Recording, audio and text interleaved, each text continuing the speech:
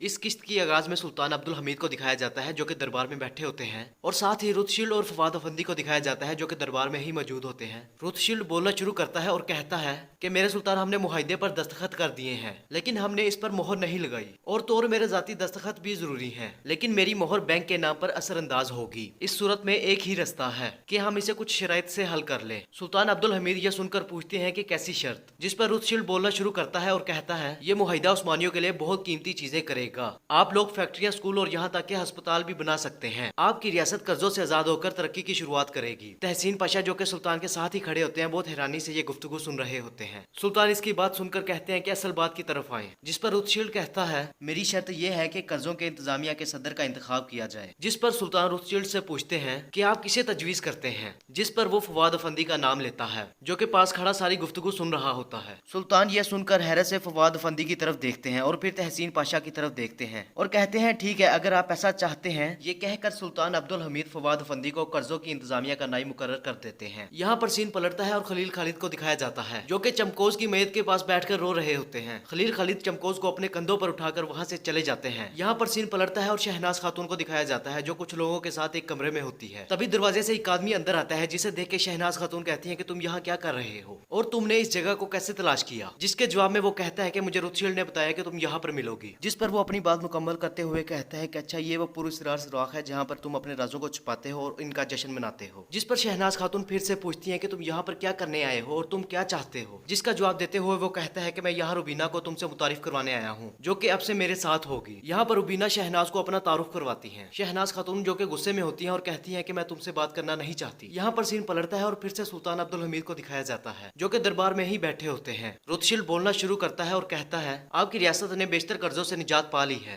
आपकी मुआशियत बेहतर हो जाएगी। जिस पर सुल्तान अब्दुल हमीद कहते हैं ये कर्जे करम जंग के हैं, अंग्रेजों ने हमारे और रूसियों के दरमियान जंग को बढ़ा दिया है और फिर उन्होंने रूसियों और उस्मानियों पर इल्जाम आयद किए। रूसी अभी तक इस पर काबू नहीं पा सके, लेकिन हमने कर्जों को कम किया। जिस पर रुतशील्ड कहता है मुस्तकबिल उस्मानी मुआशियत में है, अगर आप इजाजत दे तो मैं इसमें सरमायाकारी करना चाहता हूँ। जिस पर सुल्तान अब्दुल हमीद कहते हैं हमारे दरवाजे हमेशा गैर मुल्की कोशिशों के लिए खुले हैं। जिस पर रुतशील्ड कहता है मैं उस्मानी पोस्ट और टेलीग्राफ का निजाम खरीदना चाहता हूँ। सुल्तान अब्दुल हमीद फवाद अफंदी से पूछते हैं कि आप इस बारे में क्या कहते हैं। जिस पर फवाद अफंदी कहता है मेरे सुल्तान, मेरे ख्याल में ये काफी मुनाफे का मुआहिदा है। जिस पर सुल्तान अब्दुल हमीद कहते हैं बिल्कुल, लेकिन इसका मतलब ये भी है कि रुतशील्ड अफंदी को टेलीग्राफ लाइन देना कि जिसके जरिए हम अपनी रियासत के अहम खबरें पहुंचाते हैं। इस तरह ये नामुमकिन है, चाहे कितना ही मुनाफा बख्श क्यों ना हो। ये सुनकर रुतशील्ड कहता है ठीक है, मैं उस्मानियों से अपनी दोस्ती जाहिर करने के इम्कानात की तलाश में हूँ। मैंने सुना है कि आप गरीब और यतीम बच्चों के लिए स्कूल खोलना चाहते हैं, ऐसा स्कूल जो बच्चों को दस्तकारी सिखाएगा। जिस पर सुल्तान अब्दुल हमीद कहते हैं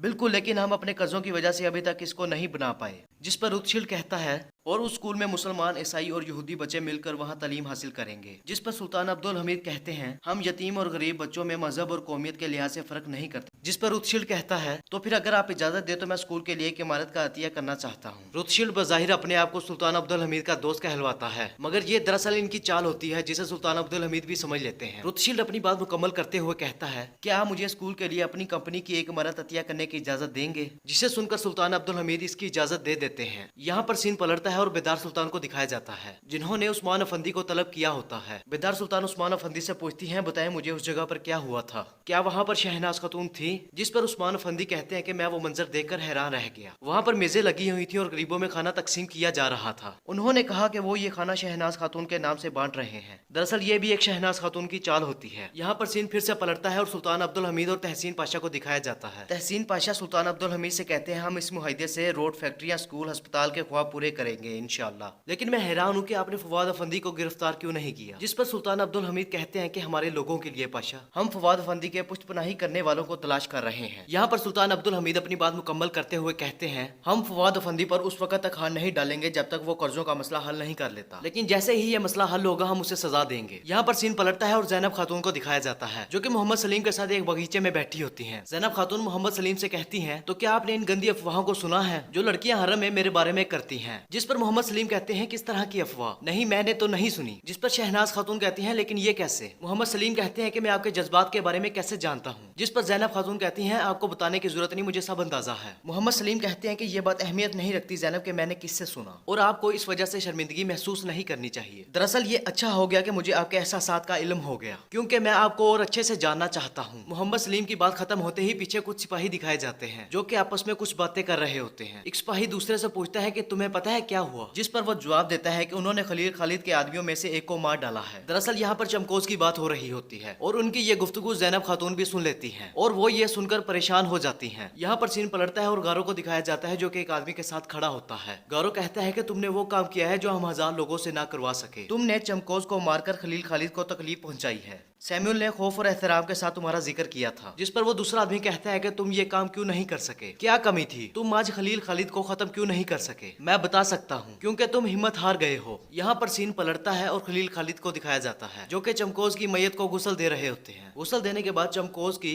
तदफीन की तैयारी की जा रही होती है। उसी दौरान वहाँ पर गारो आ पहुँचता है। गारो को वहाँ देखकर ततार और उस्मान अपनी बंदूक निकाल लेते हैं और गोली चलाने ही वाले होते हैं कि खलील खालिद इन्हें मना कर देते हैं। जिस पर जजार कहता है कि इसने मेरे दोस्त को मारा, मैं इसे मार दूंगा। खलील खालिद कहते हैं, जजार हम जनाजे में हैं, ये वक्त इंतकाम का नहीं है, अपना पिस्तौल नीचे करो। जिस पर जजार भी अपनी पिस्तौल नीचे कर लेता है। खलील खालिद गारो की तरफ बढ़ते हैं और कहते हैं, जल्दी बताओ, हम तुम्हें तदफीन के बाद तलाश कर लेंगे। जिस पर गारो कहता है, मैं जनाजे में शामिल होने आया। और फिर वो अपनी जेब से एक सफा निकालकर खलील खालिद को दे देता है। खलील खालिद उसे पढ़ने के बाद गारो से कहते हैं, क्या तुम इस कागज के टुकड़े को दिखाकर चमकोज की आखिरी रसूमात ईसाइयों की तर्ज पर करवाना चाहते हो? जिस पर गारो कहता है, तुम्हारे पास दस्तावेजात मौजूद है, तुम जाकर कम्युनिटी में चेक कर सकते हो। तुम चाहे गुस्सा करो, चमकोज आर्मीनियम जमात का रुकन था, मैंने अपना काम कर दिया, आगे तुम्हारी मर्जी है, इसे जहाँ चाहे दफन करो। खलील खालिद गुस्से में गारो का गिरेबान पकड़ लेते हैं और कहते हैं कि मेरी तरफ देखो, अगर मैंने ये किसी और से सुना तो मैं तुम्हें और तुम्हारे तमाम बंदों को मार डालूंगा। दफा हो जाओ और मुझे अपना कत्ल करने पर मजबूर मत करो। जिसे सुनकर गारो वहाँ से चला जाता है। यहाँ पर यह किस्त मुकम्मल हो जाती है। तो दोस्तों, अगर आपको हमारी वीडियो जरा सी भी पसंद आई हो तो लाइक और सब्सक्राइब करना मत भूलिएगा, क्योंकि हम इसी तरह की एपिसोड्स आगे लाते रहेंगे। शुक्रिया।